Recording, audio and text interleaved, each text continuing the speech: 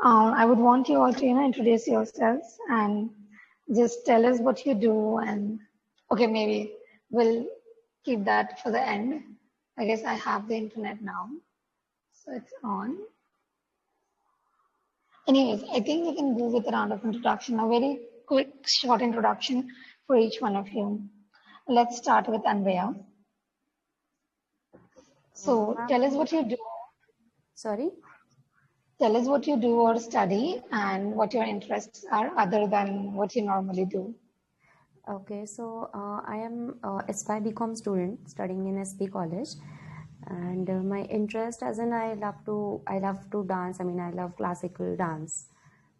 So that's it. And so Kathak and classical. Yeah, Kathak. Yeah. Nice. What about Isha? Hello.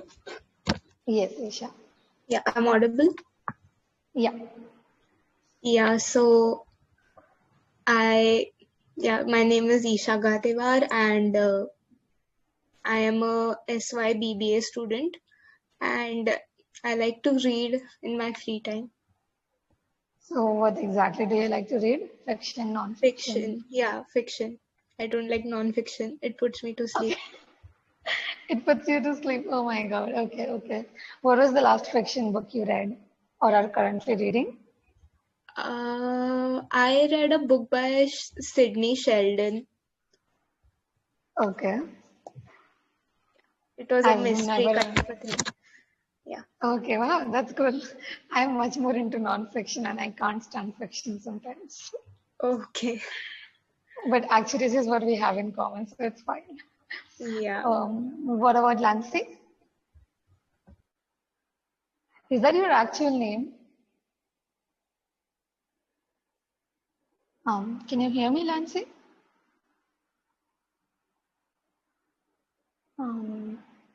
Oh yeah, yes, I know. Yeah, so can we have a quick round? So we are actually doing a quick round of introduction for each one of us. And can we have yours? Oh, microphone is not working. That is so worse. Okay, so let us start with Mihir. Mihir? Yeah. Hello everyone. Myself Mihir. I'm a SYBSc student studying in the Ramnaran Ruya College. And I like to play chess and table tennis. Chess, that's interesting. You will enjoy the next part, which is the cityful part of this, even more if you like to play chess. So. Again, next to Savri.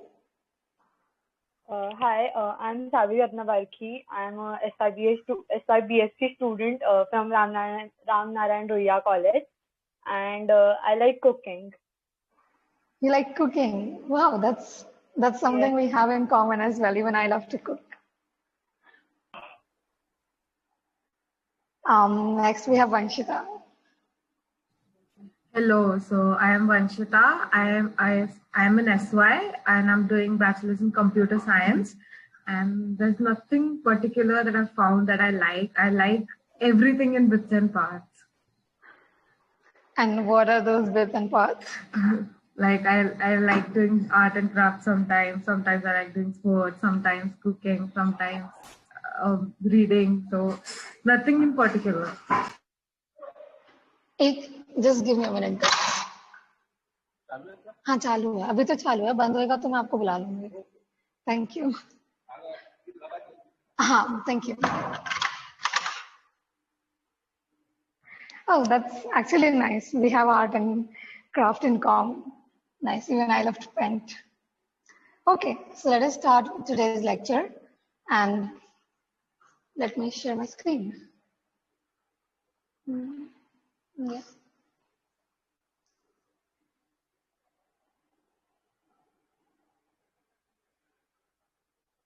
Can you all see the screen? I guess yes. Okay, so in lecture 2, what we did was we just went through, this property known as MGF. Not exactly property, but a function that we call MGF for any distribution, which is denoted as expectation of exponential raised to t with the random variable that we're concerned with. And we studied two main kinds of distribution, exponential and gamma distribution. And I think I gave you guys some homework to do. Did any of you try to do that? And just remind me what was the homework? Can anyone remind me? Why is the factorial of 0, 1? Exactly. And does anyone have the answer?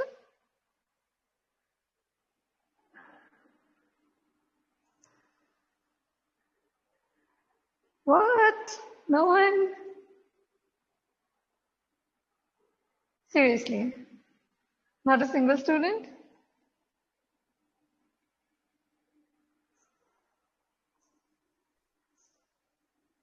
Okay, so I'm not going to reveal it to you guys. I'll just let it continue till next class. And this is the last time I will continue it to the next class, because the rule will be until and unless you finish something from the previous class, you cannot move on with the next class, okay? And we'll make sure that this situation never happens again. And this is you guys' first time. So yeah, I'll spare you guys for the moment. And we'll still have a question mark on why is 0 factorial 1. It's a very, very interesting and intuitive concept, I would say. Just search for what factorial means and then think, what if we have a 0 before a factorial? How would that play out? And I even showed you guys the boxes for example, right? So didn't it interest any of you, or do you guys, just want to take it for granted कि 0 factorial तो 1 होता है, पता है किसको क्या करना है, जान के कि क्यों होता है? Is that what it is? Yes or no?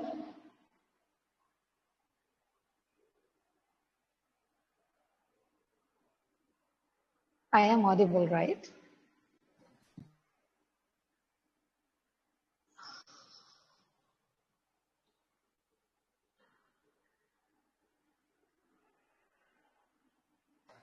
Actually, I did search, but I didn't get any convincing or any answers that I would understand.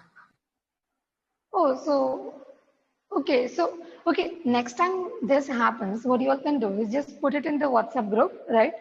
It is not only for me to put in when the class is, and even that I do wrong, or the link of the class, but for you guys to interact with each others as well.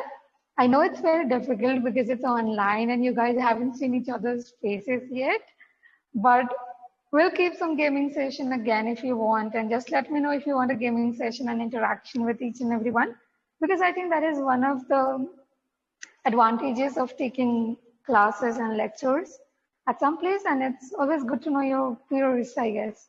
You get to learn more and explore beyond. So yeah.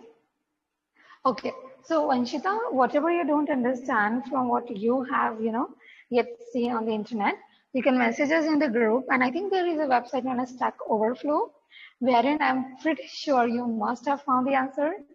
But again, I'm not saying that, I'm going to give you guys the answer. So you will have to research about it. And that is the work that you have as of now. It was nothing actually, guys. So wait till I give you the derivations to do at home.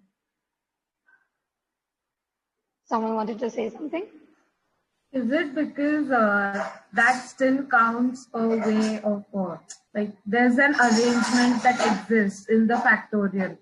So that's why it's considered as 1. Okay, so when I'm saying, let's switch. So when I'm saying that, I'm looking at it as So I'm looking at 3 factorial.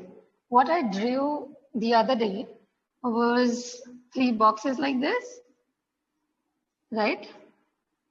I didn't draw 2, I didn't draw 1, right? So tell me, if I'm looking at 0 factorial, so again, it is something about, ways of doing something while considering something or not considering something. So you guys will have to fill in the blanks here. And if I have 0 factorial, again, there will be no box here, right? There just won't be any box. So what will you do? Because if you have 3 factorial, you do 3, 2, 1. There are 3 ways in which you can fill this box. There are 2 ways in which you can fill this box. And there is 1 way in which you can fill this box. Because I'm saying that, you cannot repeat.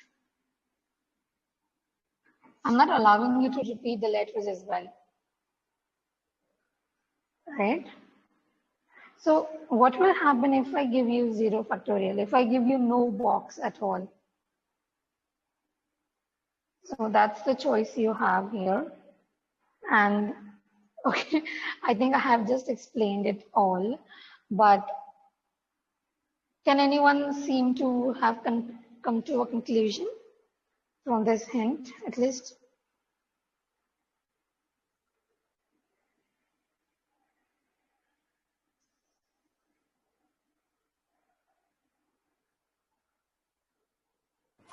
Is it like if there is no box, means it can be arranged only in one way? That's why it is one.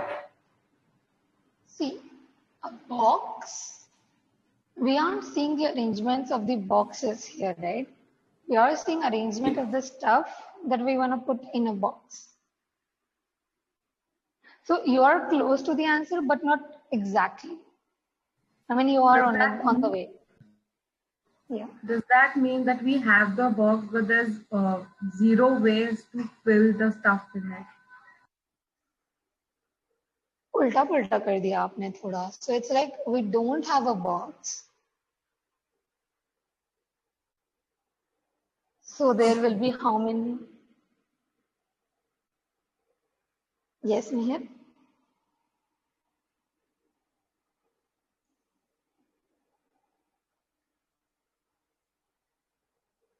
So it's something like, you don't have any box at all. Like there is nothing here, nothing.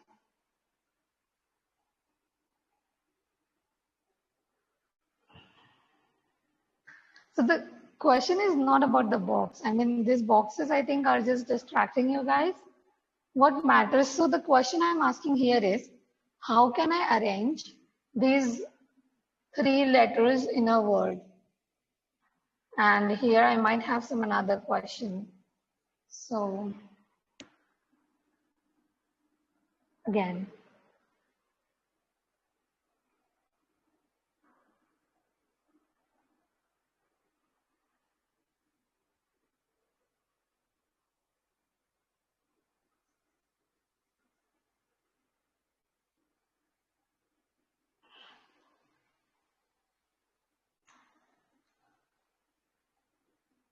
okay, so maybe we can still wait for people to come up with possible explanations, because I do think that, this requires a bit of thinking, and this is not something that you can maybe, come up in minutes if we are not well versed with what even a factorial means.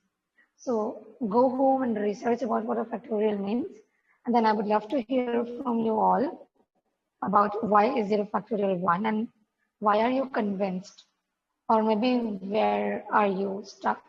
So I might give you nice questions to think about and guide you to the answer.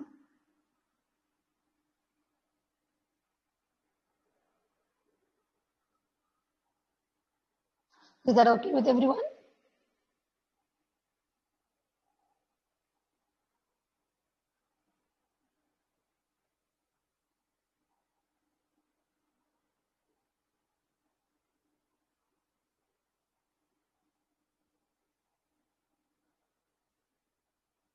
Hello. I have something in chat. Nancy, why is your microphone not working? I mean, I think it's better, in the long term as well, because if you want to ask some doubt or something, it's much easier to use a headphone or something, I guess. Oh, but your phone's microphone might, oh, okay. Okay, I think, okay, fine. So maybe try using someone else's phone for the lectures, I guess, if you're comfortable with it. But yeah, that's not on me to say. Okay, so today we'll talk about, some another distributions. And so in your textbook, we do have normal distribution stated. And they also ask you to derive the MGF, moment generating function, for the normal distribution. But, okay, so let me ask this question. Did you guys derive the MGF of normal distribution in CS1?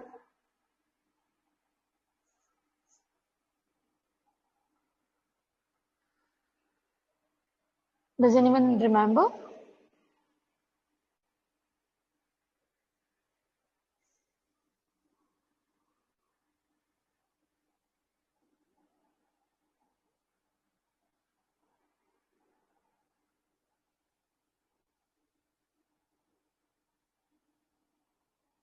Hello? Oh, hi, Mihir. So, do you guys remember if you did the moment generating function of normal distribution in CS1? Come on, it's a simple yes or no question.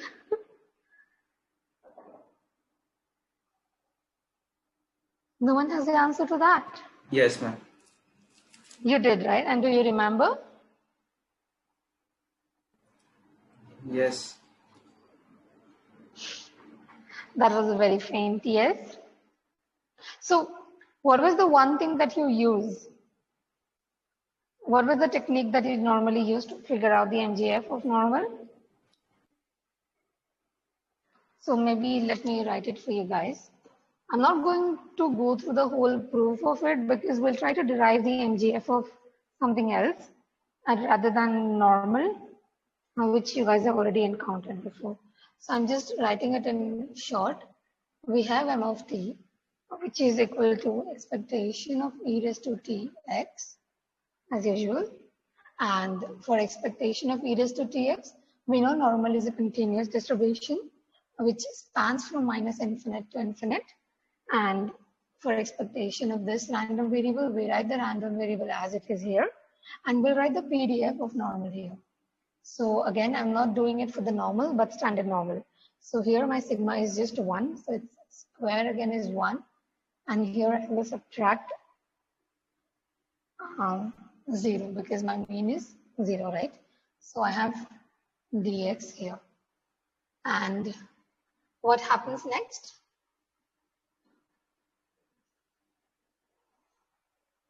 You take this outside and you club these two together. So this is in the power and that is again in the power. And we all know that e raised to a times e raised to b is what? What should I write here? E raised to a plus b. Perfect. This will be e raised to a plus b. So I have this and this here. And I'll just write minus a half of x square plus tx. So what do I do next? What should I do next?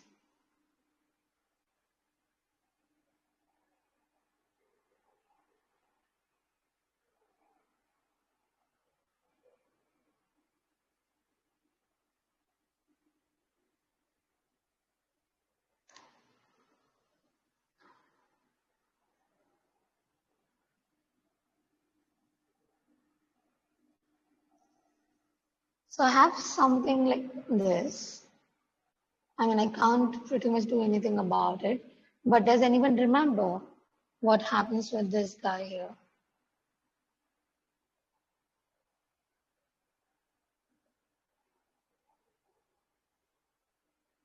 So if you try to take integration, if you try to, use the actual integration, what will you have to do in this case?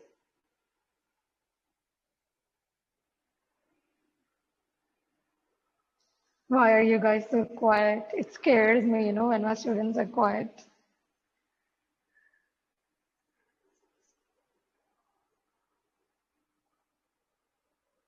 Will we have to substitute it for something?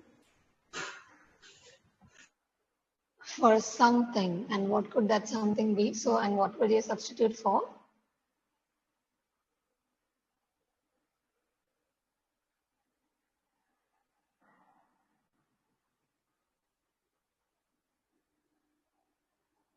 So have you guys heard of completing this square method?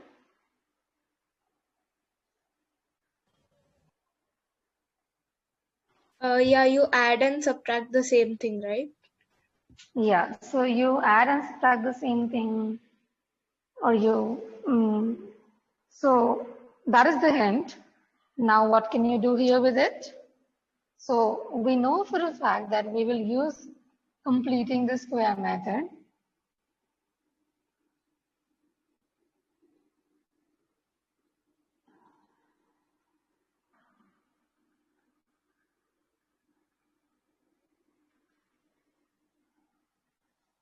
And again, to give you guys a hint, it's going to happen in this region itself.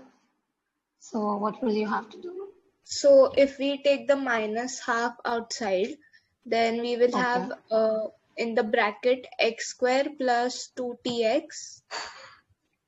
Yes. Plus t square minus t square. Yeah. So do you guys see what? And this was Isha? Yeah. This Okay. was Isha. Perfect. So when I'm talking about completing the square, what I did was, as Isha said, I took minus half outside of the bracket, and I'm left with x square inside. So this will account for minus half x square, which I had there. And the next term I had was tx. But now I have already taken minus a half outside. So what should I do here?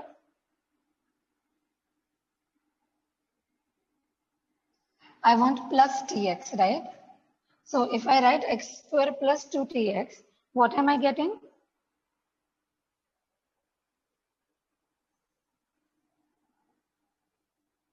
Okay, maybe let us go this way. So we have minus half of x square plus tx, right? And we want to try to write this in some another term. So what you generally do is, we'll use completing the square method, and we'll see, and we'll let the magic happen next. And what will happen is, it's very difficult to integrate this integral by using the normal integration methods. And if you use the technique that we are going to do now, what will happen is, you will be left with the PDF of normal distribution here with some mu and some sigma, and you will have some coefficient here. So again, remember, whenever you have an integration with some parameters or some terms missing from here, only to complete the PDF of the distribution that we are looking at, always complete the PDF of that distribution, and then whatever you have added or subtracted or multiplied or divide, do the reciprocal of it again, so as to render this whole thing as one, because we know that if we add all the numbers, and but basically if we integrate, because it's a continuous distribution for all the values of x, the PDF will sum up to 1. That will be the area under the curve, right? We know that the area under the curve is always 1 for all the values of x. So that is what we will be doing here. But let us see how can we make this, how can we convert this into something which might look, like a normal distributions PDF. So we know what happens in a normal distribution PDF is generally something like, so for the exponent here, what you will have is minus a half of x minus mu upon sigma square, right? But we don't have that here. So what we can do is, and if you expand this, what you get is minus a half x square minus 2xu plus u square upon sigma. So if you have a look at this expression right here and this expression right here, you see something common. And what you try to do is, you try to make this expression look a bit like this. So first we take minus half common. We have taken the minus half outside. Then for this term, we are left with x square. So we have x square here. And for here, we have tx. So we know that we have minus half with us, and we want something to multiply it with, which will give us the value of tx.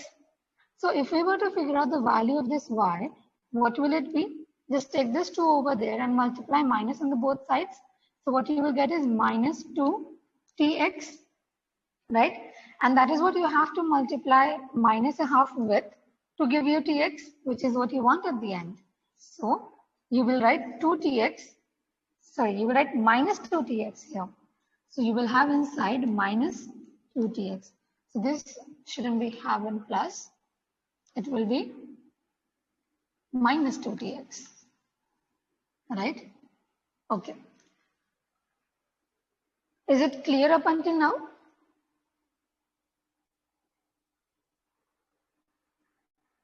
Lancy is saying plus for what?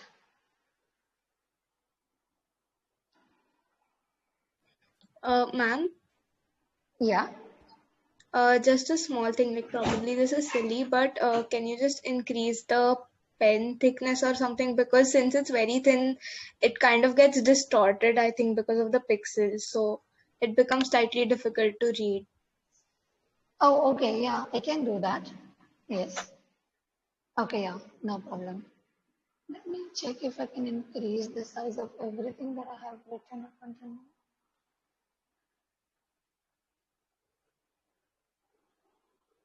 Yeah. Is this better? Yes, ma'am, it's Oh, better. Thank you. yeah.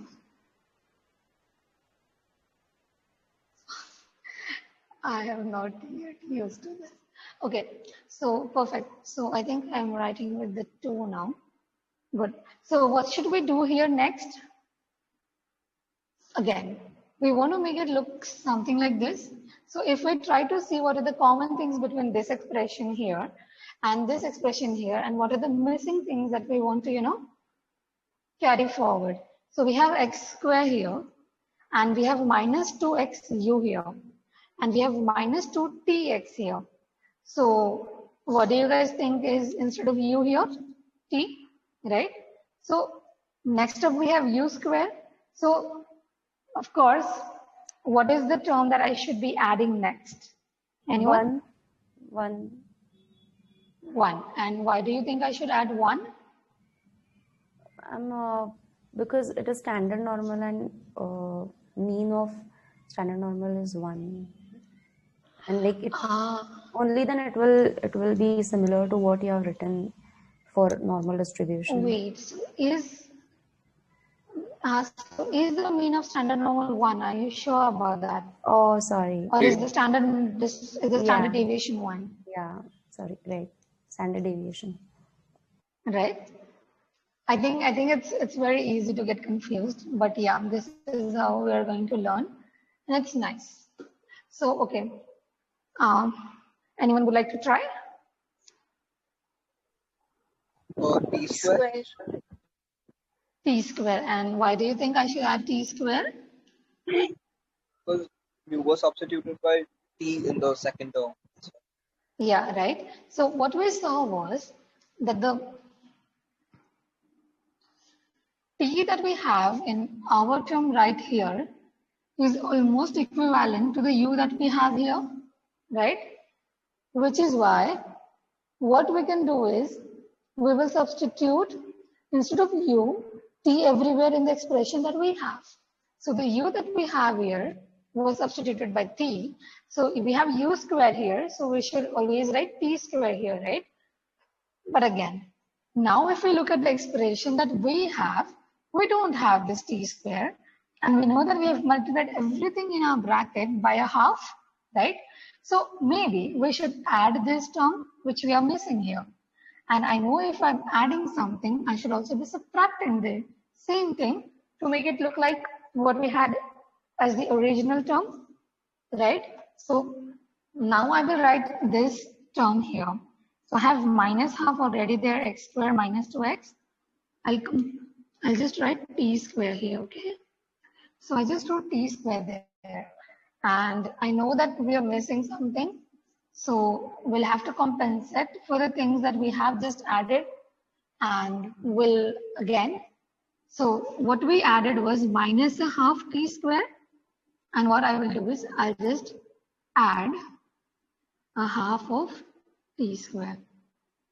So that if I look at the power of e, it will still remain the same that we had initially. Does this make sense?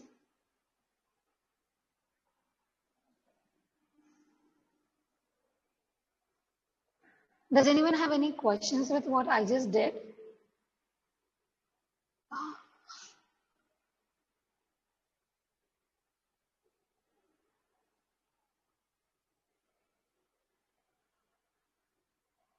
So can I at least have a yes if you have understood and no if you haven't understood? Yes, ma'am.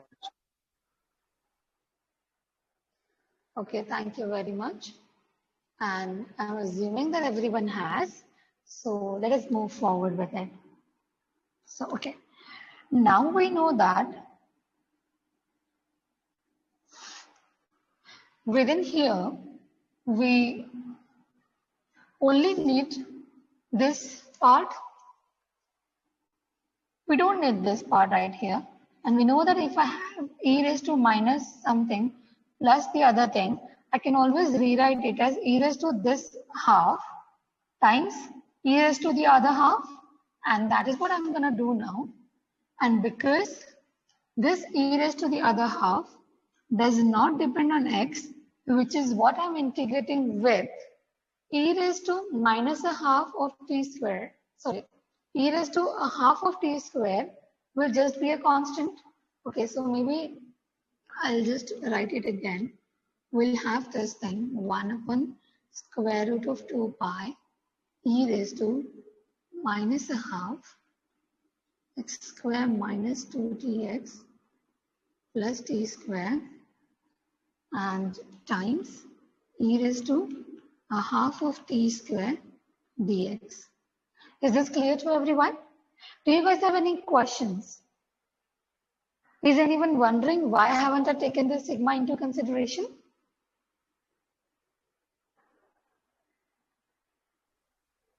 Sigma is 1. Yeah, so what I have done is I didn't have to choose any sigma because I know I can always take my sigma value to be 1, which will be much more convenient because then I won't have to multiply and divide by anything. And anyways, what sigma does is just, reshaping the width of the graph. So it could either be something like this. The variance could be more or less. So that is, I think we can do away with the 1 here as well. So it wouldn't matter much, but again, you would actually get the same answer because if you even multiply it with 3 and you divide this with 3 for, this sigma to be 3 by your choice, you will have to multiply and divide it by 3 square here. And once you take those things out, you will, this square root as well. And once you take those things out, 3 and 3 will cancel each other out and you'll be left with what we will now be left with. So better have 1, which will, make it easier for us. So again, now we know that this thing here is just a constant, right? So this in no ways depends on x. So what I can do is I can take it outside of my integral. I'll write this as it is here. So I have e raised to t square upon 2, right? Now, can anyone explain me what will I be left with here? I think I have already revealed what it will be, but again, you can write it as minus a half x minus t the whole square, and don't forget the dx, right? So can anyone tell me what should be my next step?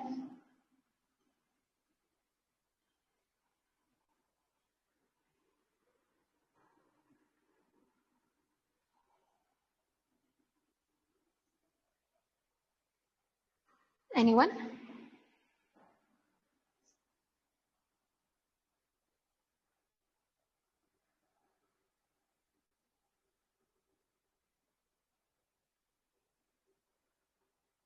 So try to open your formula booklets and I'll open mine.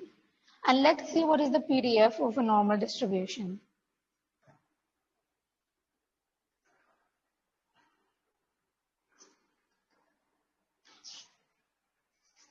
Do you guys have the formula booklet yet?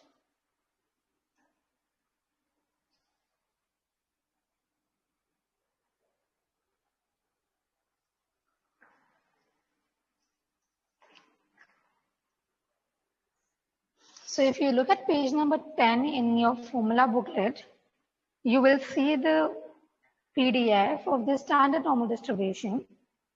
And if you look at page number 11, you will see the PDF of the normal distribution, Gaussian distribution. Come on, not even a single person. It will be the integration part, because it is the PDF of normal distribution with sigma is equal to 1. So. Right. So the thing that I have here is what?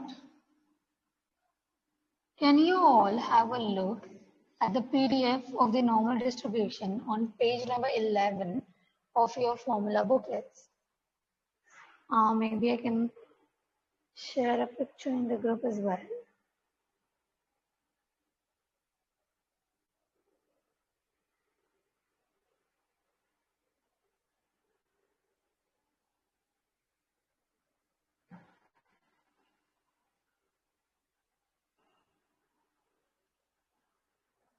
Yeah, so if you look at the expression for the PDF, we have 1 upon 2 sigma within the square root e raised to minus a half x minus t the whole square. And I know we don't have the sigma here and we don't even have a sigma here. But does it make a difference if I divide this thing by 1 and if I multiply this denominator by 1 here? No, right? So what I can say is the gray term that I have right here is nothing but just the PDF of normal distribution with mean and some sigma that we have to figure out now. So we know that sigma lies here and there and we don't have anything. So we can just put 1 for sigma. And if you look at closely the PDF of normal distribution, can you tell me what should be my mean? T, right? So because here was the mean of my normal distribution in the formula booklet and I have a T here. So my mean here now is just T. And does it matter what mean or what variance it is for any PDF's integration over all the values of the random variable it has to sum up to 1? No, right? So regardless of the mu and the sigma that I have, I know that this is a valid PDF for some normal distribution, right? And I'm taking its integration over all the possible values of x minus infinity to infinity. So I know that it has to sum up to 1. And which is why I can rewrite this as just equal to 1. And my final answer for this would just be e raised to t square upon 2. Is this derivation clear? Can you please tell why will the be 1? I mean. Okay, yeah. So let us go over it again. So I'm drawing the graph here. Let's say I have this x-axis here and I'm drawing my normal distribution curve there. All right, so what is this? On y-axis, I have my f of x, right? Which is the PDF of normal distribution. Why? Because I'm looking at each value of x and I'm looking at how likely it is to, occur. And I'll have some numbers here according to the values that x's have. Okay, so now I know that for a PDF, so when I'm talking about a PDF, what does it mean? It is a probability density function. And it sums up, for our case, it is summing up from minus infinity till infinity. And this normal curve doesn't stop here actually. And mind you, this is not 0 because we are looking at standard normal. So we have a 0 right here. Okay, and this will be minus infinity, and this end will be till infinity. A normal distribution curve just goes on, but it tapers and it will become almost negligible, like 0.000, and it won't add much to it, but it will still add something to it. And we know that for any PDF to be a valid PDF, the sum, the area under this whole curve should be what? 1. 1, right? And remember, what we are doing here now is integration from minus infinity to infinity. So basically we are summing up, we don't know as yet what are we summing up, but we are summing up something from this minus infinity till this infinity, right? Now we look at what are we summing up. So we are summing up something which is a PDF of normal distribution, right? So forget for a while that we have this t here. Let us assume we have 0 here, okay? And we are looking at this graph, not this part, but only this part of it. So the mean is 0. So we have a 0 mean here, and the standard deviation is 1. So just assume that, the graph that I have drawn has a standard deviation of 1. So we know what this expression means is all the area, because when I'm summing, so let us say my x takes the value 1. So I'll just write here 1. Okay. And I'm taking this rectangle for that x equal to 1.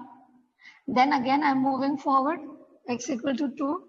So again, I'm taking this, I have drawn them pretty far, but they aren't that pretty far. And you will consider, 1.1, 1.2 and all of this stuff as well, because we're looking at a continuous graph.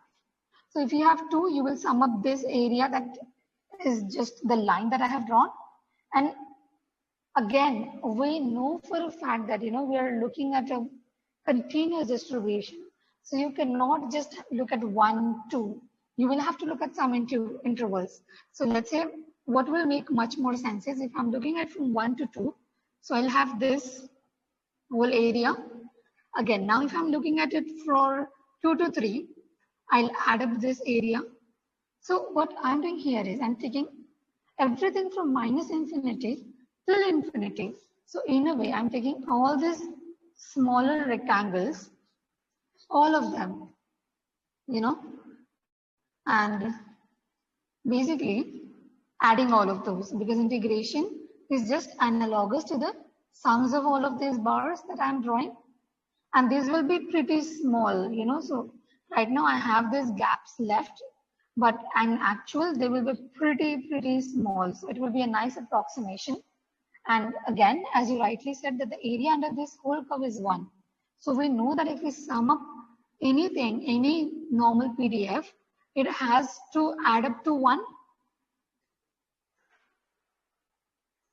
Does this make sense now? Yes, thank you. Anytime. Thank you very much for asking the question, actually. So, is this clear to everyone? Does anyone still have any doubt with this?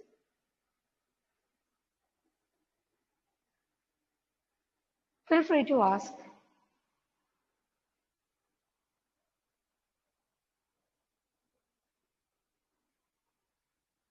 Okay, so what is the conclusion? That the MGF of standard normal distribution is e raised to t square upon half. So now if you have a look at page number 10 of your formula booklet, you will see the heading standard normal distribution, and you will have its PDF, DF, and then the MGF. Does it match? Yes, right? So it's the correct answer. Perfect. Now let us try to see what happens in other distributions, because anyways, this was just a warm-up session. So because we already know that we aren't going to use normal distribution for the losses, it has to be rightly skewed. Therefore, what we will have now is this. So let us study log normal distribution. How many of you have heard of log normal distribution before?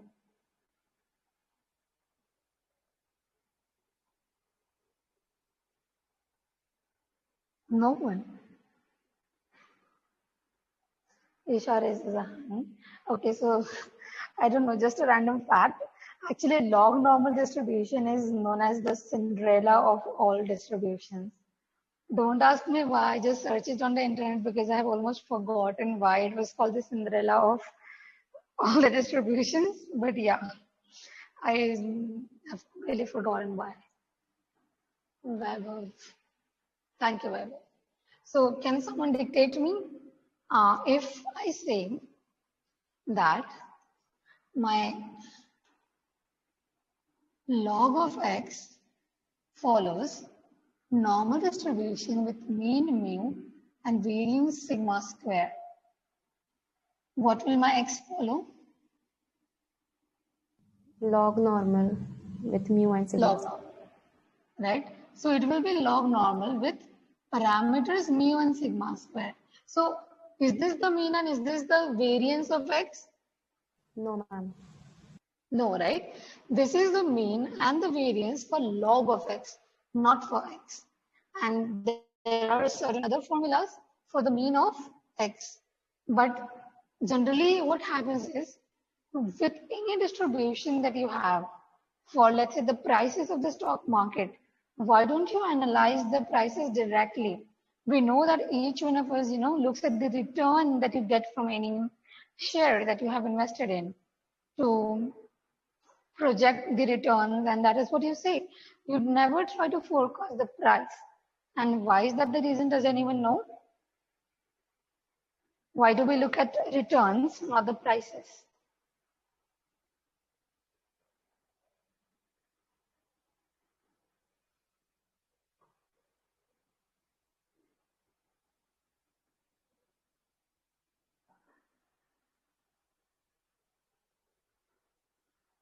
So again, we know that the statistical techniques that we use imply in a way that the random variables that we are taking into consideration should be independent of each other, right?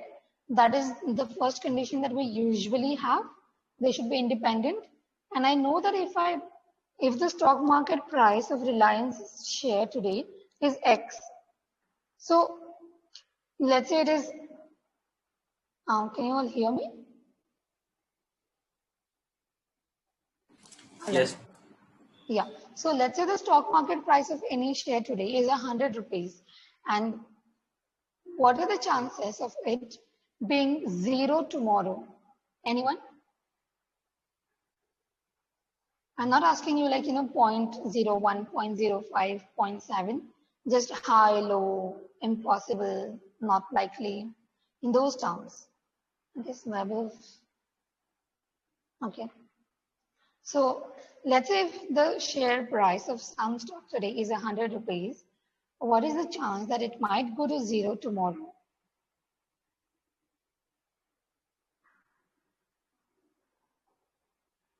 Okay, let me ask you another question. Yeah, Vaibhav? It's unlikely. It's unlikely, right? So again, if I ask you another question now, what is the chance that it might go to 102 tomorrow? It's more probable than going to 0. Right? It's very, very highly likely than going to 0. So we know that the price tomorrow is in a way dependent on the price that is today, right? It's not clearly random, right? There is no equal chance for the price to be 0 and the price to be 102 tomorrow. We know that 102 is much more likely than the 0. So we know that the prices, they aren't independent. But what about returns? How do you define returns? Thank you, Isha. How do you define returns? Anyone? Okay. Yes, Meher, you want to say something? Whatever we have invested, on which we get some percentage of returns, that much. So let's say the price today is P0 and the price tomorrow is P1. Okay. So what will be the increase in the price? It will be P1 minus P0, right? And what will be my return? Generally, it is P1 minus P0, the difference, upon what you started off with, right? Simple. Even if we discard the example of a stock market, let us take a simple example. You go to the market, you buy a pen for 10 rupees, all right? And you sell it for 20 rupees. How much profit do you have now? Anyone?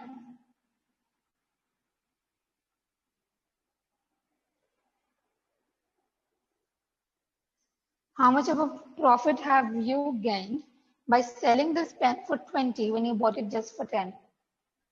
10 10 rupees. I don't want it in terms of rupees. I want it in terms of the percentage. What is the percentage of your profit? 100%. 100%, right? Because you got it at 10. So if you apply the same formula here, what will you have? 20 minus 10 upon 10 here, right? So that will just be 1. And 1 is equivalent to 100%. So that is the percentage of your profit right there. And that is why you look at the returns generally, because these returns prove to be independent and prices are generally not.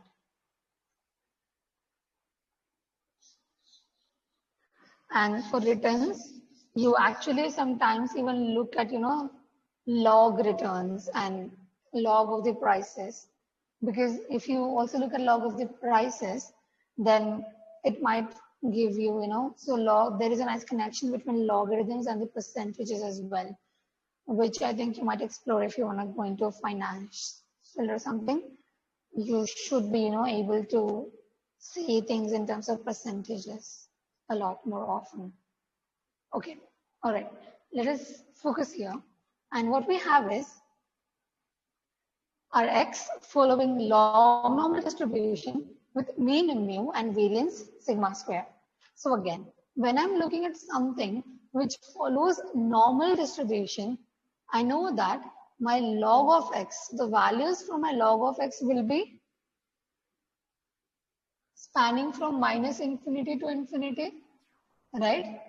Because I know that my normal distribution take values from minus infinity to infinity. So let us say if I'm plotting log X, I have this graph here. This is my X-axis and this is my Y-axis. Okay?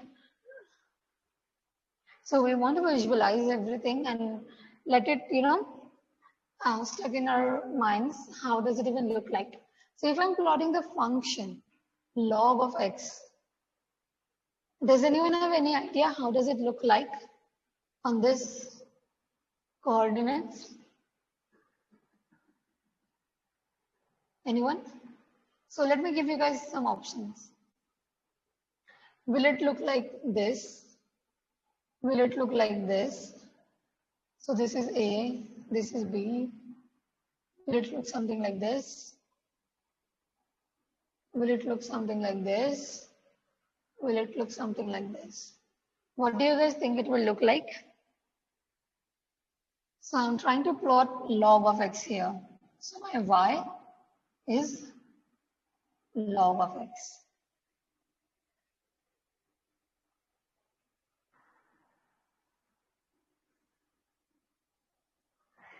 Does anyone know what is the value for log of 0?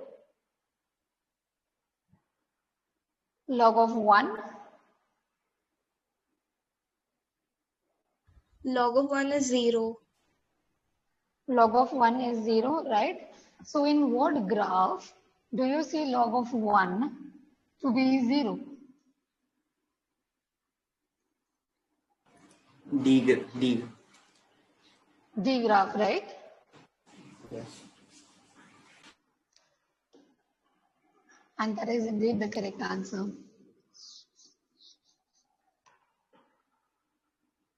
So if I were to plot my graph, it would look something like this. X-axis, Y-axis.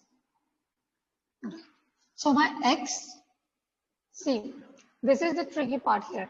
My X here takes values only from 0 till infinity, right? But my log X, which is this function, which is on the Y-axis, takes values from minus infinity till infinity, right? Which is why for this log x right here, normal is suitable. Normal goes from minus infinity till infinity, right?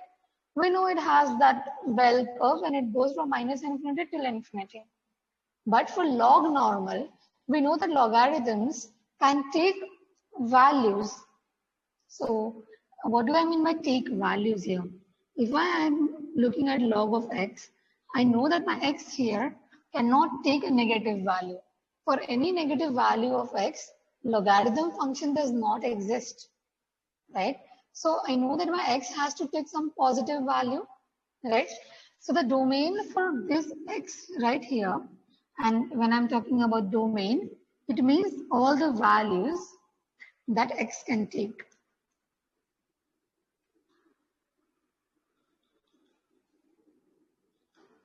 So the domain for my x here is from 0 till infinity, right? And that is what we're looking at here. So if you have a look at log x, we have normal, which spans from minus infinity till infinity. And we know that when we have x here, the same x, which is the x here, it should only span from 0 till infinity. Does this make sense?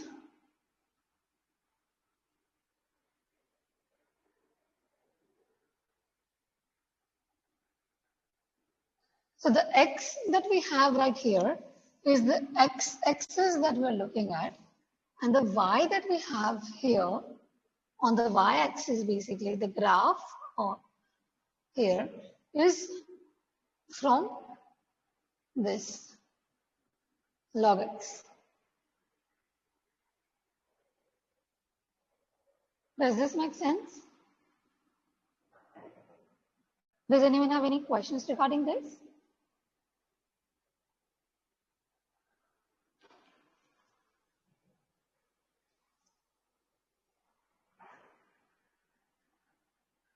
Hello.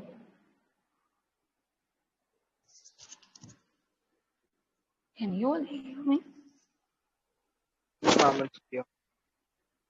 Yeah, so I want answers from you guys. If it's clear, say yes. If it's not, say no and ask me the doubt. But don't just stay silent. I mean, it's super vague for me and I don't know what to make out of it. Okay, so I hope this is clear to everyone. Can I have a yes from everyone if this is clear to everyone? Yes, It's okay ma'am. if you say yes. Yes, ma'am.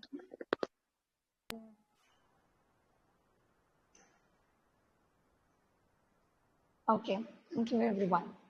So now let us try to see what happens with log normal distributions MGF. So again, I know that this is not my mean. So mu is not the mean of x and neither is sigma square the variance of x. Let me maybe write it for you guys. So mu here is not the mean of x and sigma square is not the variance of x.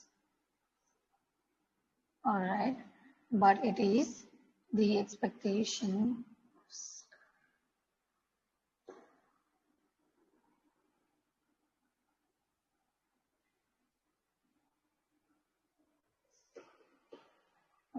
So but it is the expectation of log of x and variance of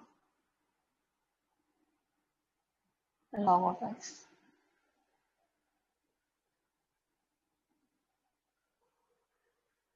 Perfect.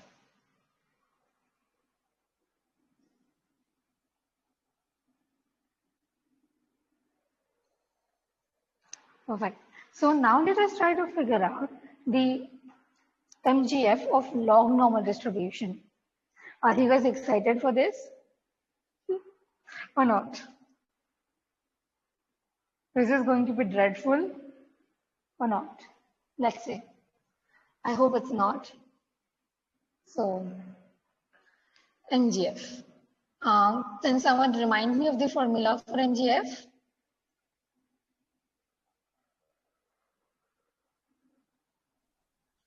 Expectation e raised to 3x. So my MGF is expectation of e raised to tx, right? But even before we go on to derive the MGF of log normal, let us see if there is an easier way to derive the mean of the log normal distribution. So basically we will be deriving the mean for our x value, okay? And that will just be what? Expectation of x, right? Instead of expectation of e raised to tx. So we'll have expectation of x here, which will be again. So can you open your formula booklets again and go to the page where they talk about log normal distribution? So basically go to page number 14.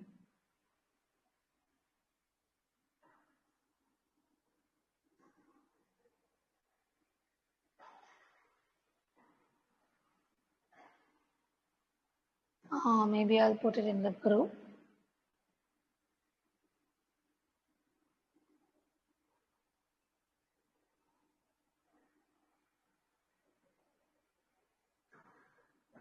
So tell me, what should I write next? Anyone?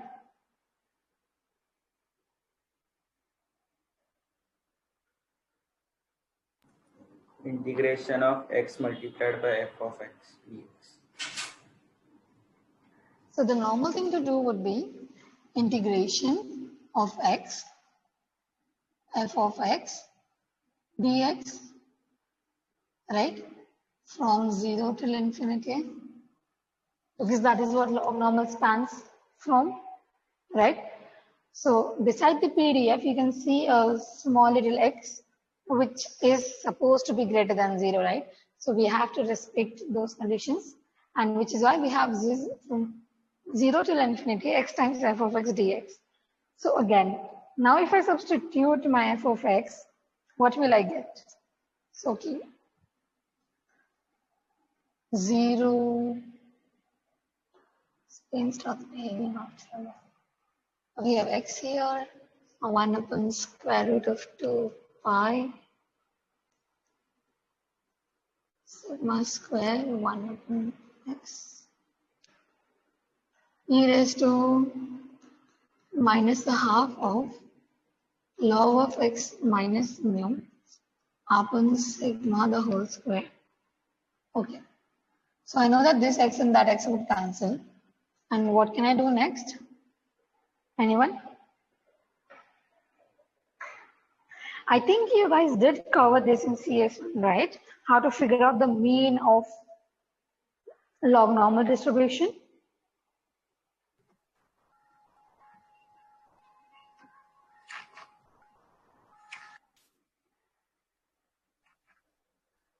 You wanna say something, Manshita?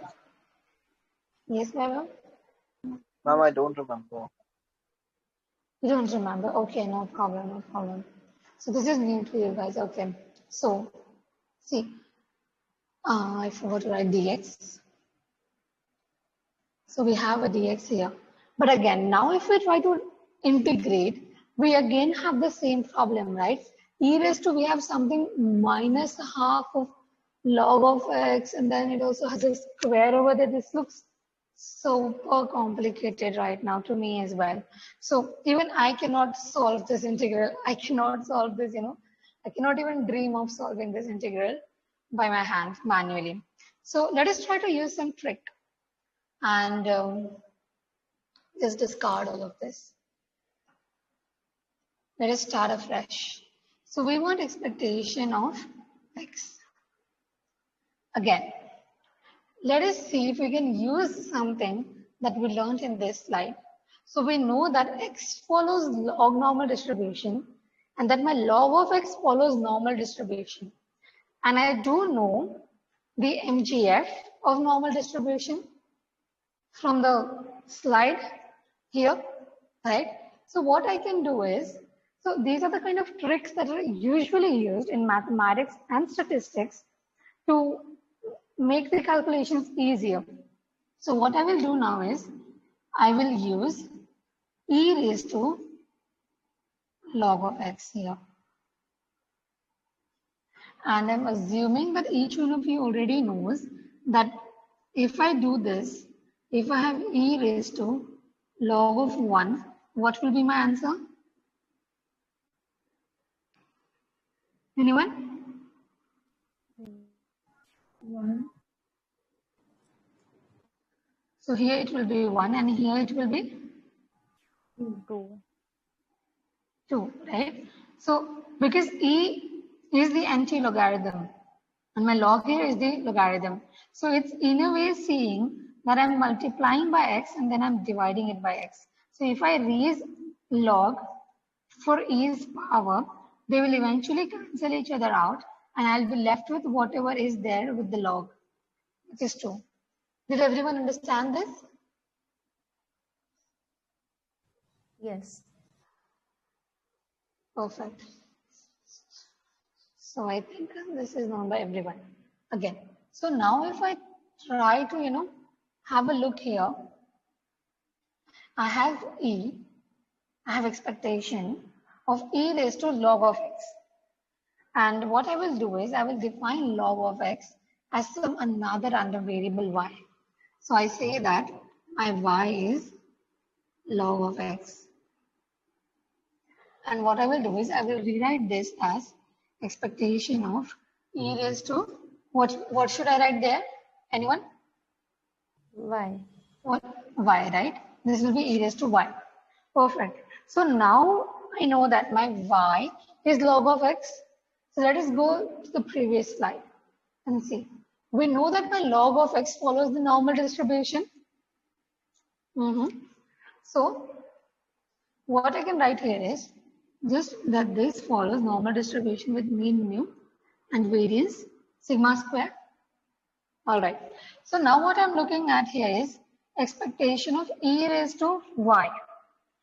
Does this seem familiar to you guys? Have we done this calculation before where my y is a normal random variable?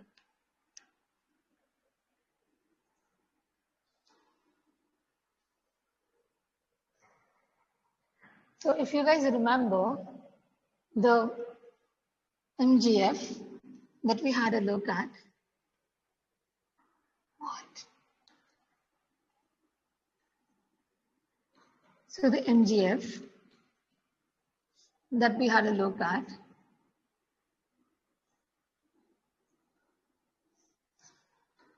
does anyone remember what should we do here? Any ideas, any guesses? What can I do here? So what is my formula for MGF? Expectation of what? E raised to tx. E raised to tx, right? And if I am to compare this term with this term here, what am I doing? Oh, What is the value for my t here? 1. 1, right? So the value for my t here is 1. So I can rewrite this expression right here as m of 1, right? Because this in essence is just m of t. And if I'm substituting my t as 1, what I get is expectation of e raised to x. And here, instead of x, I just have another random variable, which is y. So I'll have expectation of e raised to 1 times y. That doesn't look like 1. I'll have expectation of 1 times y, which I can rewrite as m of 1. But now, the MGF that we derived, remember, it wasn't for any normal distribution. It was specifically for normal distribution with mean 0 and standard deviation 1, which is a standard normal distribution. So now again, you will have to use your formula booklets and try to see what is the MGF of a simple normal distribution. Anyone?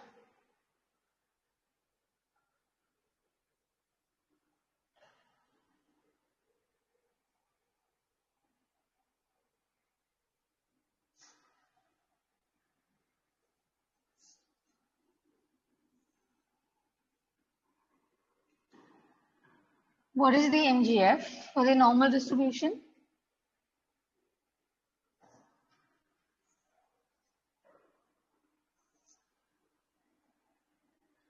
Does anyone have the formula booklet?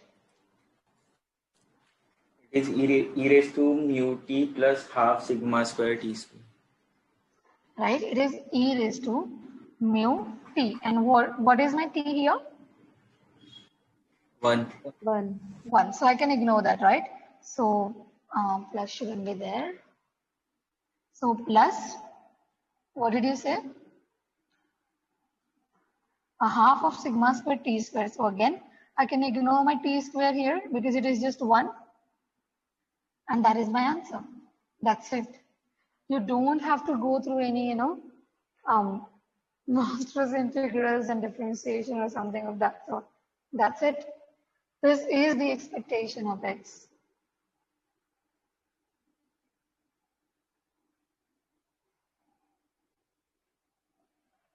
Is this clear to everyone?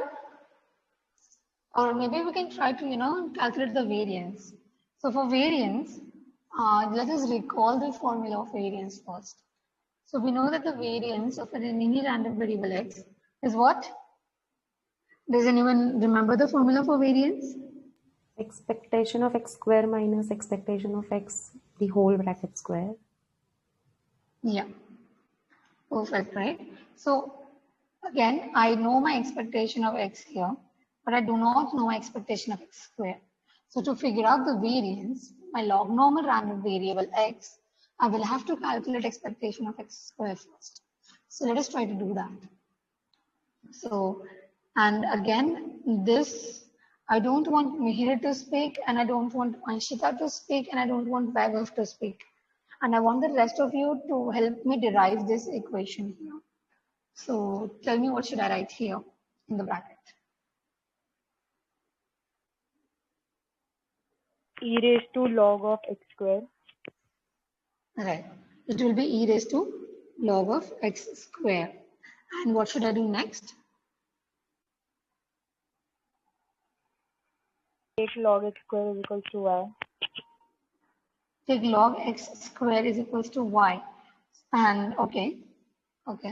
So I'll take my log x square as y. And then Shouldn't it be like it will become e raised to 2 times log x, right? yeah. So again, see, Sabri, I think you were thinking of the correct terms, but see, when we took log x here as y, we knew that log x follows the normal distribution, but we don't know the distribution of log of x square here. So what we can do instead is, instead of looking at log of x square, let us use the property of log. So we know that if I have something like log of a raised to b, it is only equal to b log of a. So using this property, I can write my log of x square as 2 times log of x, right? Which is what I'll be doing here. I have no idea why this is. So, okay. What I will do is I will rewrite this as expectation of e raised to, and I will take this 2 as the coefficient here, and I'll have log of x here. So, Sabri, can you tell me what should I do next? Y by 2 is equal to log x, which follows normal distribution. Yeah, right. So log x will follow normal distribution, and I will have e raised to 2 times y here.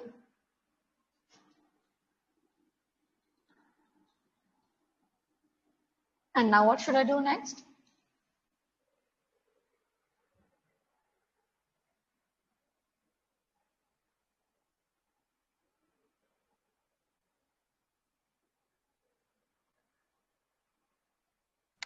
Take t equal to 2. So wherever there was t in the MGF of normal distribution, we put 2 there. Exactly right. So if I compare this again with the expression of MGF that I have, it is expectation of e raised to tx. So here I have expectation of e raised to 2y. So if I compare this with that, I know that my t has to be 2. So I will just have m of 2 here. And now what I have to do is just rewrite this expression, but not with t is 1, but with t is 2. So what will I have? U times e raised to 2 mu plus 2 sigma square. plus 2 sigma square. Yeah. Right? Because I'll have t square here, which will be 4, and I'll cancel this 2 with 2 remaining from the 4 that we had. So again, I can rewrite this as 2 in the bracket u plus sigma square, right? And that will be my expectation of x square. And I guess now it is only easy to figure out what the variance will be. So again, that will be your homework. So I want you all to, note down what your homework is. Maybe even I will write somewhere. And I want you all to message me the variance of log normal, okay?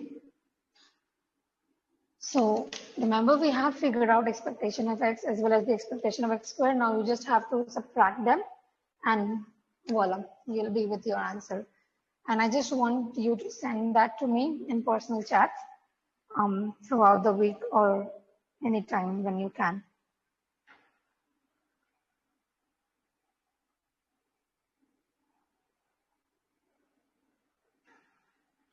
Okay, so I hope that's clear. Does anyone have any doubts regarding to anything that we have done as yet today?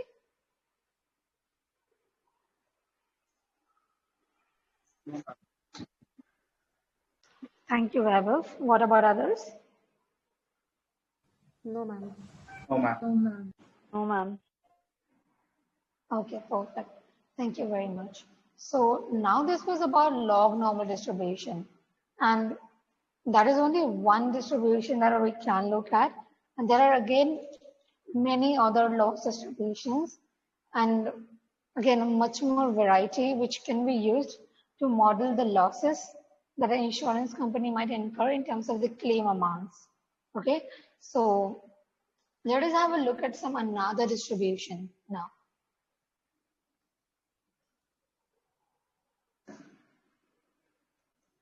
Yeah. So have you guys heard of Pareto distribution?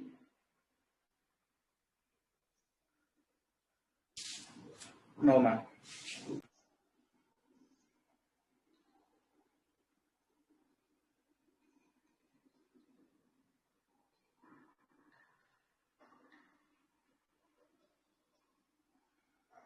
Have you guys heard of Pareto rule, which is like 80-20 rule? It is also known by 80-20 rule. Has anyone heard of this before? No, ma'am. No, okay. So there was this Italian guy, Wilfred Pareto, and he actually not only came up with the Pareto distribution, but he's much more widely famous for his 80-20 rule, which is not something related to our course, but it says that, 20% of the things that happen occur due to, 80% of the things that happen occur due to the 20% of things that you do. So let's say, for example, if you're a company, you will see that, 80% of the sales revenue comes only from 20% of your customers. And even with inequality data for the countries, it is seen that 80% of the wealth of any country is held by 20% of the people that there are. So most likely the richer ones, of course. So that is what it says. And again, this was in general terms, and it's also used for, productivity and all those stuff where they say that, 20% of what you read will account for the 80% of, how it will result in the action and all this sort of stuff. So it doesn't mean that you read 20% of your syllabus, but it means that 20% of the time that you devote to reading a particular topic accounts for 80% of the understanding that you get from reading that particular topic. So yeah, it's something that you might want to have a look at. And it's generally used for people to increase their productivity and other stuff. So again, getting back to the Pareto distribution that we have to care about for losses.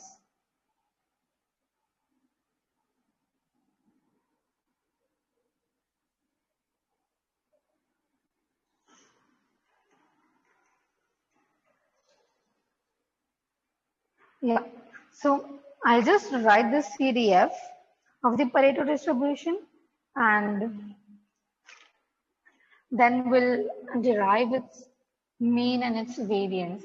But again, we have various kinds of Pareto distributions. So there are some Pareto distributions which only have 2 parameters, but others which might have 3 parameters for more flexibility.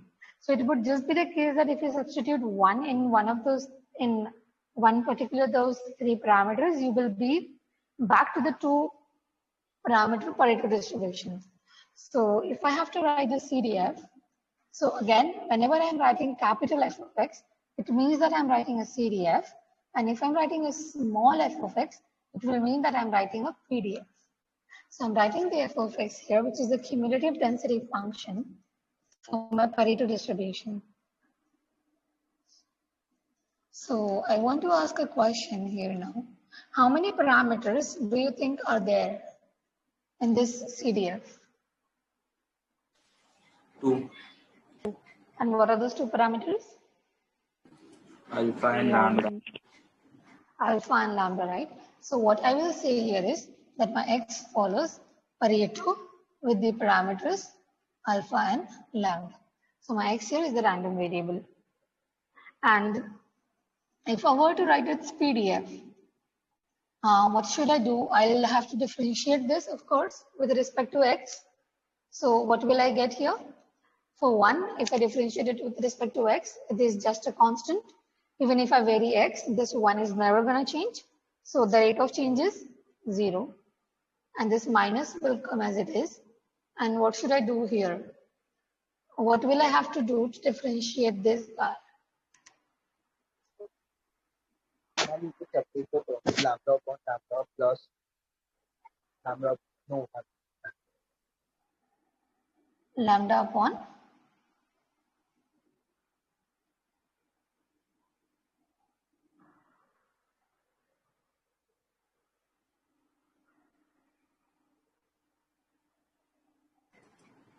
Ma'am, we can take lambda raised to alpha common, and then one upon lambda plus x raised to alpha. We can write as lambda plus x raised to minus alpha, and then we can differentiate. Exactly right. So if I have lambda here, I can just rewrite this as lambda plus x raised to minus alpha. So let's ignore this for a while. And we have just rewritten this thing. And what we are supposed to do now is differentiate this guy.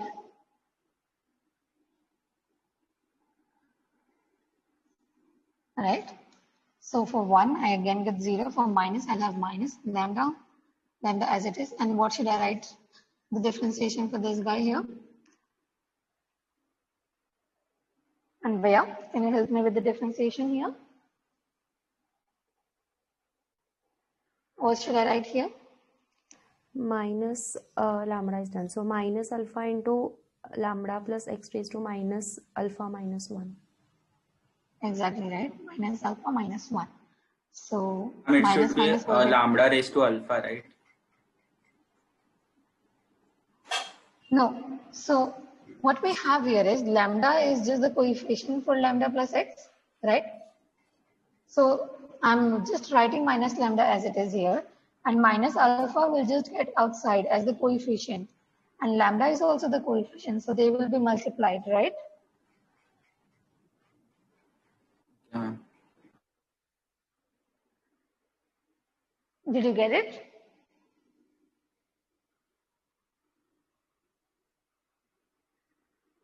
Here? Yes, yes. Okay, perfect. Thank you. Can So you now do what? the second step again? Can I do this step again? Yeah, sure. So okay. The second What I did step. was this step. Yeah.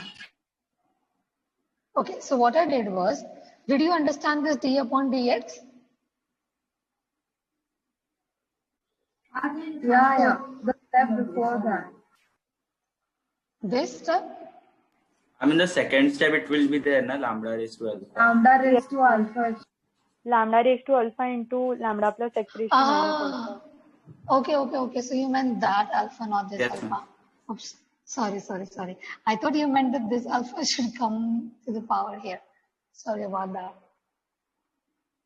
Yeah, it has to be there. Thank you for correcting. So yeah, we'll have this lambda raised to alpha here. So again, now with this minus and minus will get cancelled and we will be left with alpha times lambda raised to alpha upon lambda plus x raised to alpha plus 1. Does this make sense?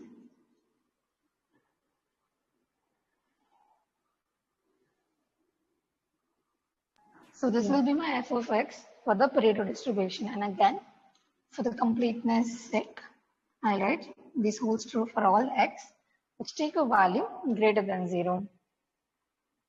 Okay. So now we'll have a look at the 3-parameter Pareto distribution.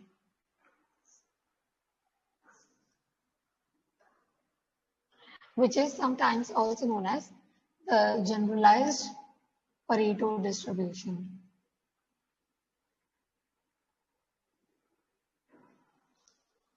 So it's f of x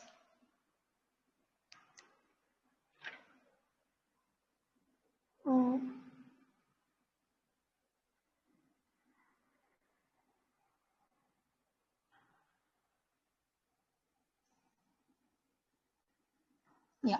So its f of x looks something like this.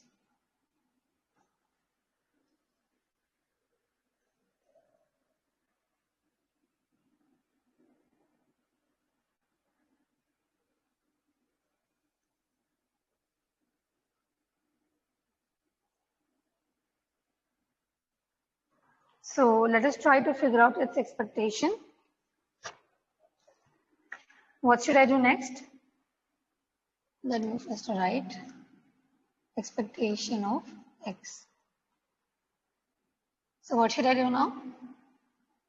Integration 0 to infinite x into the f of x. Oh no, wait. This is still the 2-parameter Pareto, right?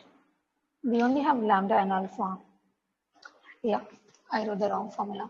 So what we will have here is k and x raised to k minus 1, and in the denominator this k as well.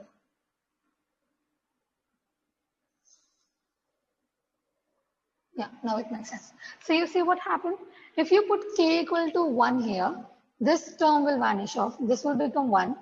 1 gamma is just 1, and this will just become 1, which was alpha plus 1 prior. So what we see was if we put k is equal to 1, we get the normal Pareto distribution, right? So now this is the PDF of the generalized Pareto distribution. And now we have to figure out its min. So yeah, we have to put on the integral sign. And again, only from 0 till infinite, right? And what should I write here? X times the whole thing again.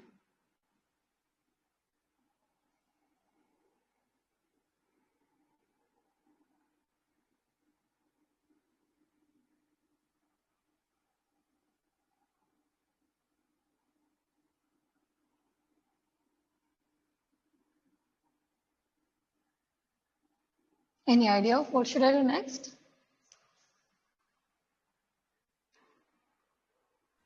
It will just become x raised to k in the numerator, like.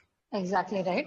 So I will just, save myself the effort of writing everything again. Does this make sense? Good. And what should I do next now?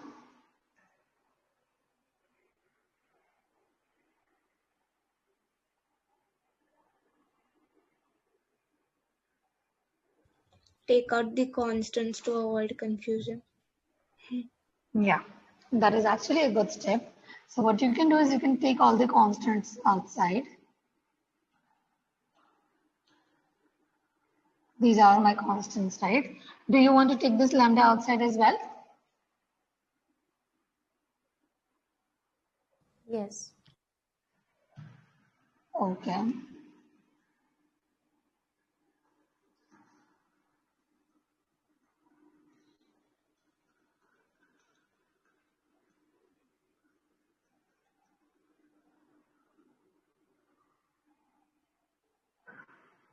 Now what should I do? If we keep the lambda inside, then we can compare it with the 2-parameter version.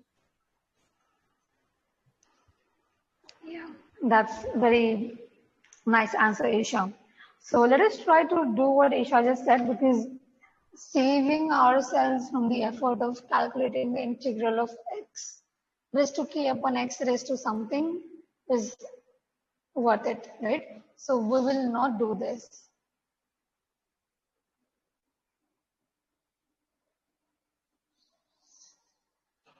So let us try to compare it with some Pareto distribution.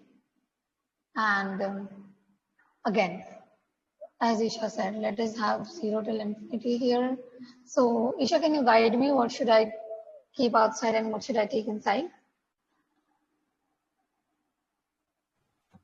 So we should keep gamma of alpha plus k outside and gamma of k also outside the denominator. And then inside, so the gamma of alpha in the denominator, we can expand it as alpha minus 1 into gamma of alpha minus 1.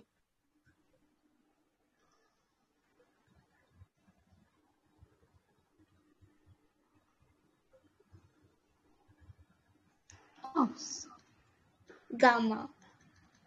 yeah. Alpha minus 1 into gamma of alpha minus 1. Right? And then, yeah, so then we have x raised to k. And in the denominator, lambda plus x into alpha plus k. So this is actually raised to.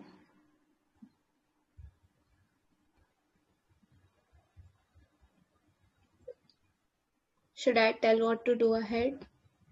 Yeah. Does everyone think that this step is correct, 100%?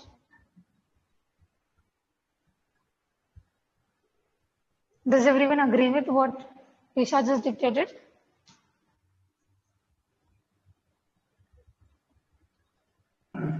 And maybe I should tell the next step and then it would make sense. Perfect. Go on, Isha. Yeah, so now the gamma of alpha minus 1 will also come out. Okay.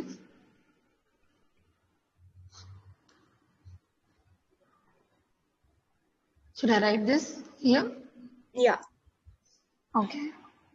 Now in the denominator where we have lambda plus x raised to alpha plus k, we also need a minus 1 there, right? To make it Yeah. alpha minus 1. Yeah, so Yeah. we multiply and divide by lambda plus x. Okay, so is it okay if I just write this here? Yeah, works. Okay, cool. So I should write this alpha minus 1 as well, right? Yeah. And anything to do with these guys? No, they'll be the same.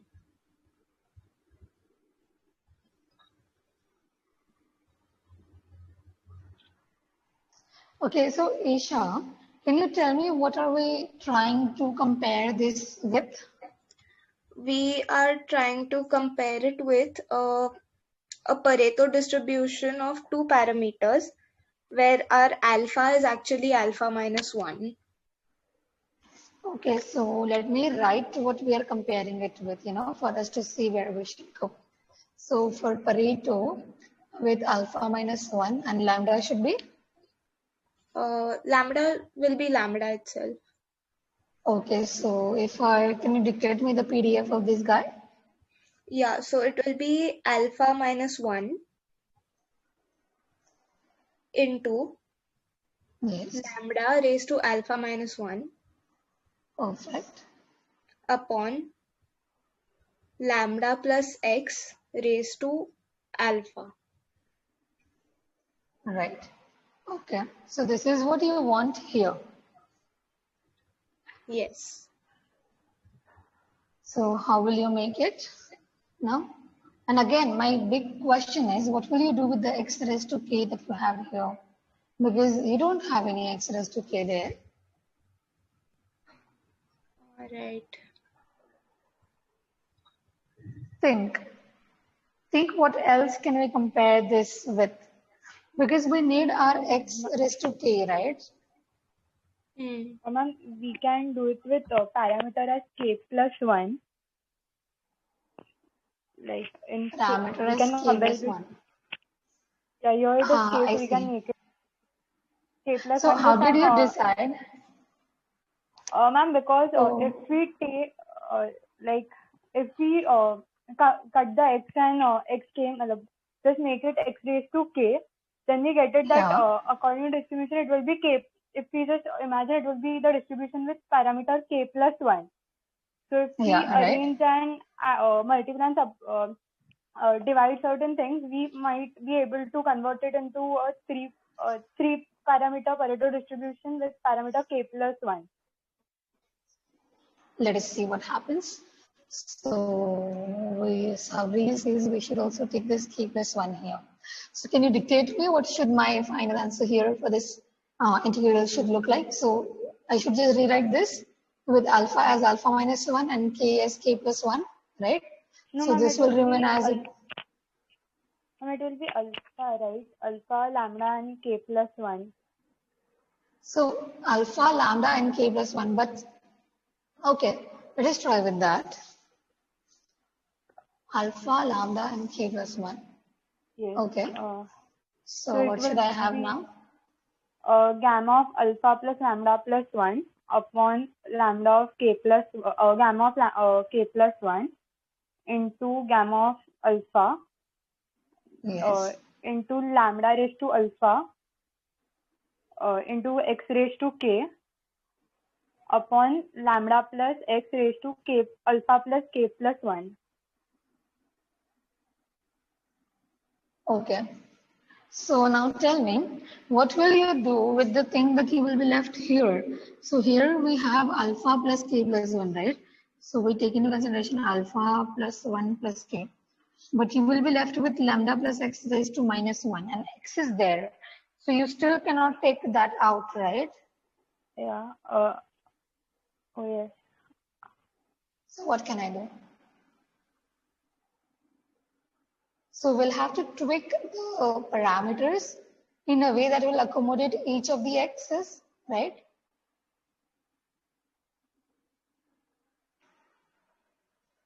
So any more suggestions?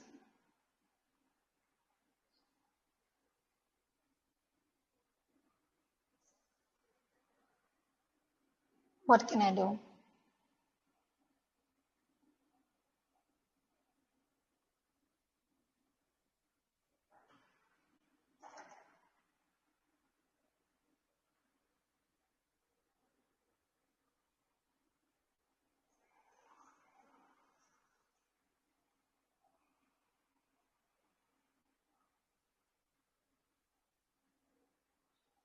Think.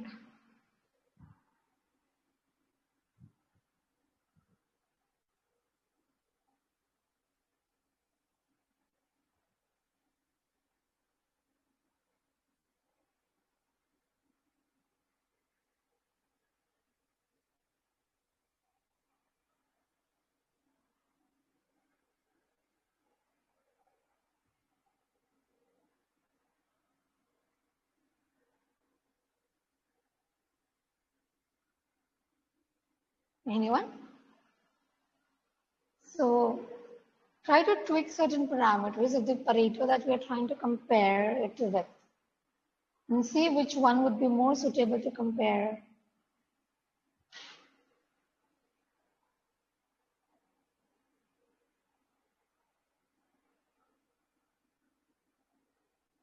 So I've heard from Isha and Sabri Vaibhav, Vanshita, Mihir, and Vaya. What do you guys think?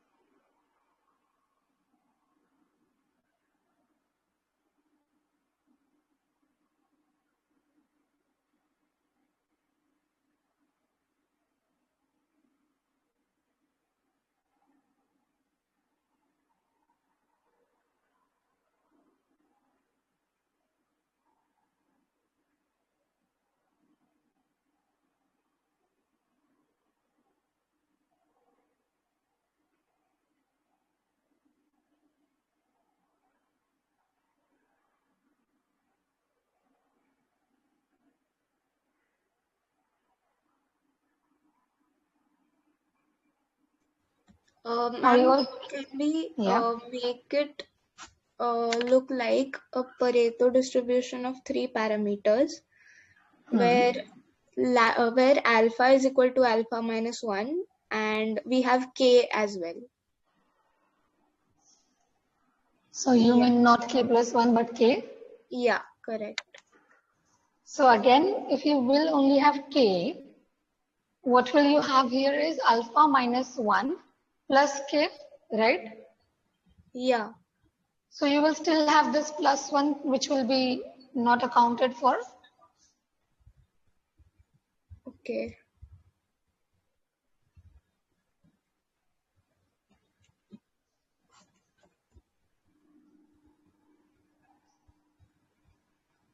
So what should I do?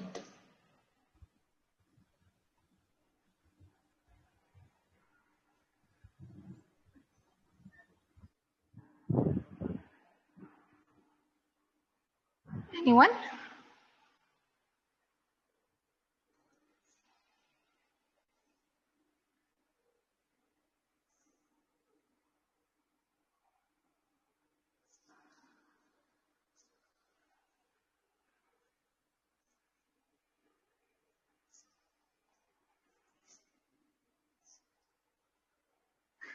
Are you guys sitting with a pen and a paper in front of you? Are you guys trying something or not?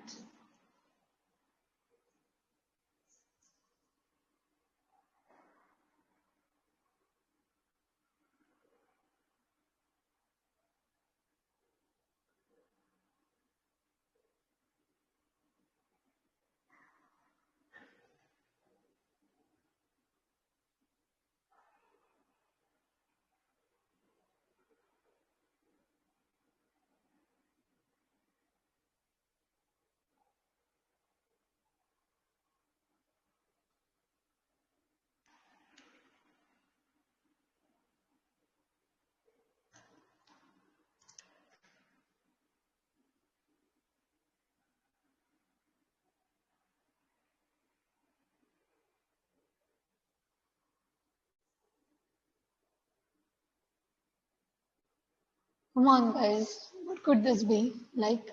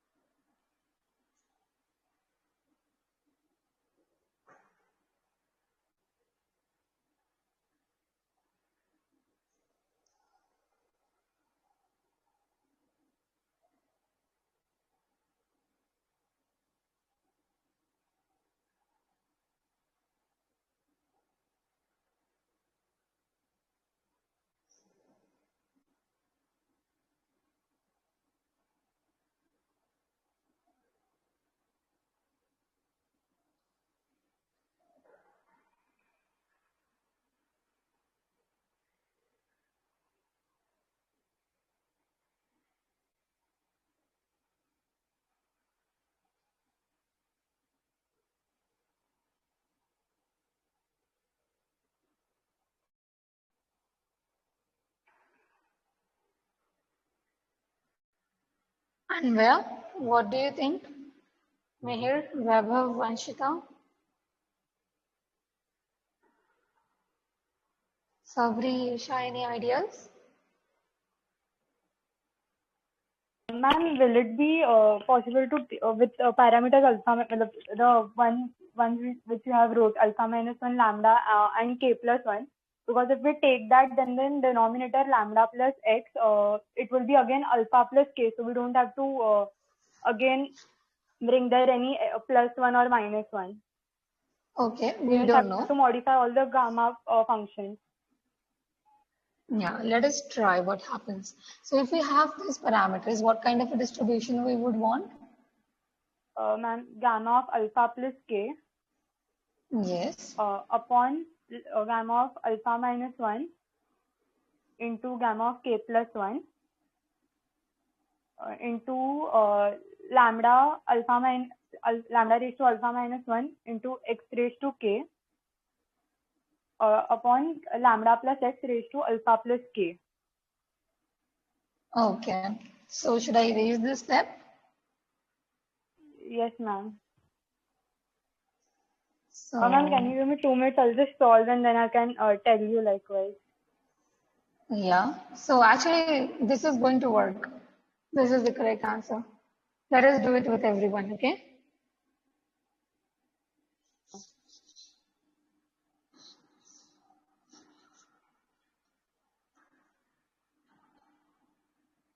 Okay, so now I'll keep all that I have common and I'll just, take outside what I do not need. So again, 0 to infinity. Do I need alpha plus k? Do I need gamma alpha plus k? Should I keep it inside or outside? Inside. Inside. Right? Okay. What about x raised to k? Inside. Now what should I do with this lambda here? I want lambda raised to alpha minus 1. So what can I do? Multiply and divide by lambda. Lambda. So right. So if I'm doing here, if I'm writing here lambda raised to alpha minus 1, which I want, what should I do here? Should I write a lambda here or here? In the numerator, upwards. In the numerator, right? Because it will be plus 1 and then plus 1 and minus 1 will cancel each other out. Perfect. Now what should I do with gamma k? Inside or outside?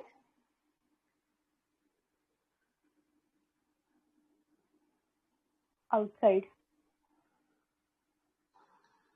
Alpha gamma alpha, let's just keep it outside, right? So we'll keep all this outside and we have this as it is. So we'll keep this lambda plus x raised to alpha plus k. Okay. So now what should I do? Now we will just have to compare this with the one that we have this here. So I have alpha plus k here, which I have this x raised to k as well. And this denominator I have. So I only need this term and I only need this term to be compensated for. So I'll just write these as it is here. So I'll just write this. So these are the ones that I'm adding right now for the sake of completeness, right? And I'll have dx alongside. So now we think, now if you look at this integral, it looks similar to this integral, right? Have I missed any step?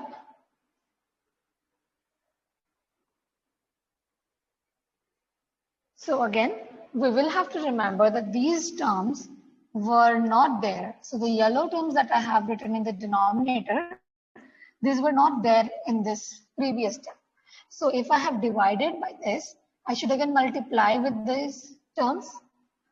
So I'll just erase this and I'll add them here. This was what? Gamma k. So I'll add them right here. Alpha minus 1 and k plus 1. Does this make sense?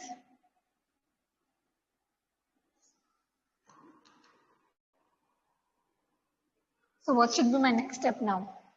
Anyone? We'll sort out the gammas. So alpha minus 1. gamma of alpha can be written as alpha minus 1 into gamma of alpha minus 1. So the gamma of alpha minus 1 will cancel out. Right. Perfect. And for k plus 1, the same thing. So k plus 1, we'll have to write it as k into gamma of k upon gamma of k, which will cancel. Perfect. And what about this integral term here?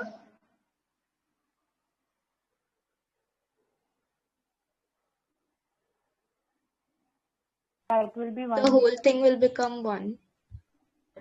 Perfect. Does everyone understand why is this 1? Yes. Perfect. So my actual answer will be just lambda k upon alpha minus 1. That's it. That is the answer for expectation of a generalized Pareto distribution.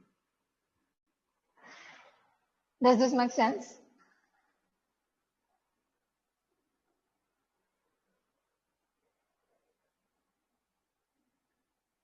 So again, I want you all to, try to figure out expectation of x square for this generalized Pareto distribution by yourself, if you can.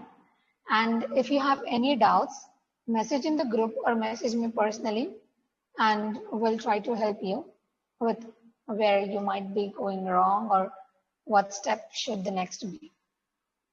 Does it, can I expect that from each one of you? Or is it too much to expect?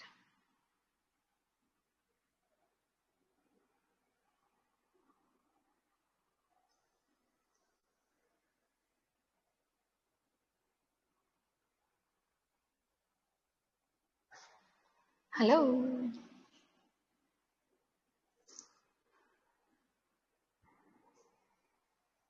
Hello. Some will try. Yeah, we'll not only try, but we'll get the correct answer, okay? That is what I want to hear from each one of you. So again, let us try to, go through all the steps that we used to get to the final answer. So again, can you all see my cursor? Yes. Yeah, right. So I have my f of x given to me like this, and my aim is to figure out the expectation of x, right? And if I want to figure out expectation of x, the very first step is to write x here and multiply it with the PDF. So what I did was I wrote x here, and instead of k minus 1, it just became k, and I removed the x here. So I'm left with this now. And the next, I was trying to see and make this integral analogous to some Pareto distribution with certain parameters, right? So I had to do some trial and error to check which parameters will be suited for this integral that I have. And once I tried, I failed. I tried again and I failed. But then I tried again and I got the correct answer, right? So you won't get the correct answer in one go. But I think the more you practice this, so see, we did, I guess, 2 or 3 derivations today in the classroom. And what I want you all to do is maybe take a break. Maybe we can, try to not have a class on Wednesday, but have a doubt session 1 hour. If you guys have any doubts within the derivations that I have done. So tomorrow, try to practice these derivations from the start till the end by yourself without looking at what I have done or in your books. And that is when you will realize what are the steps that are the most crucial and what are the steps that you might need to work more on. Because getting to know what kind of parameters will fit this integral needs practice. And once you see the pattern, and I'm sure there is a pattern always, then once the pattern becomes clear to you, it will be your, by Hapakhel to determine what parameters should there be for the integrals.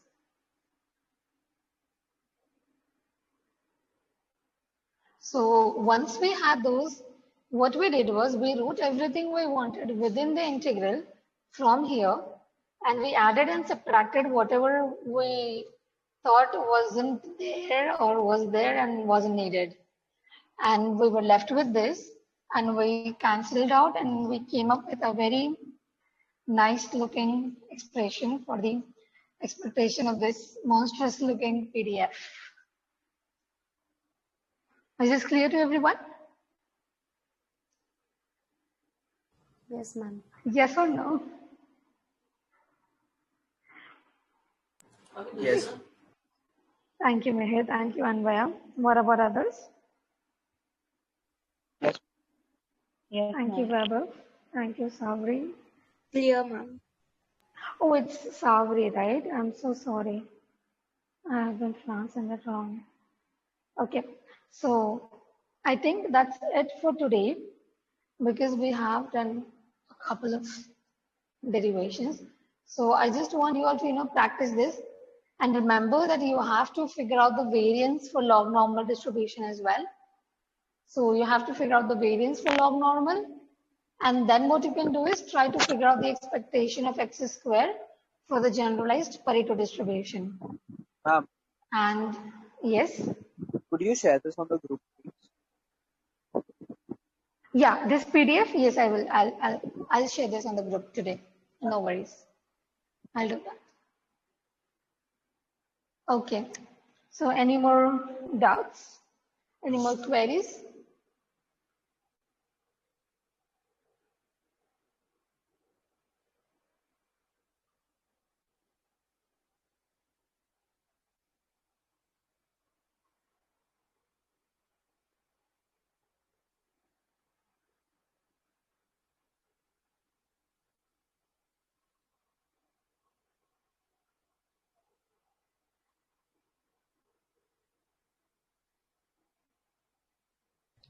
Ma'am, Wednesday also same time, right? Yeah, 6:30 to 8:30 it will be. I'm so sorry. I have no idea how did I, put 6 to 8, but yeah, it should be 6:30 to 8:30. All right, thank you, ma'am.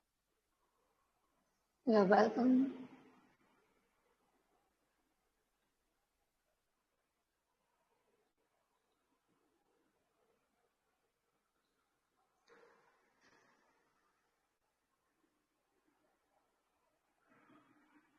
So,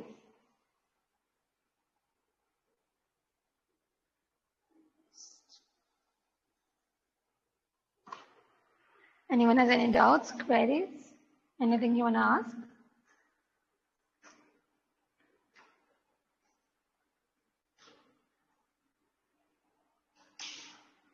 And I think, I guess this is the last lecture that is free because I think, I'm not sure, I'll ask Deepak sir to put it on the group. I'm sure, I think this or maybe the next section would be free. And I guess from the next sessions, only the ones who have paid the fees will be allowed to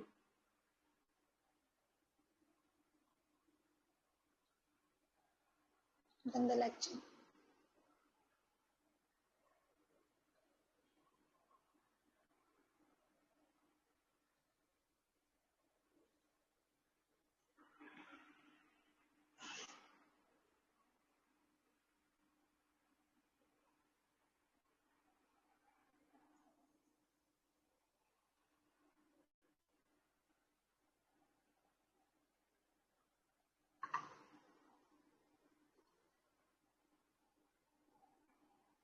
Thank you, ma'am.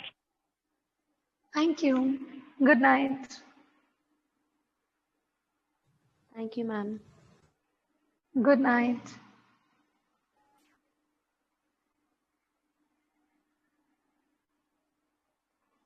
Welcome here.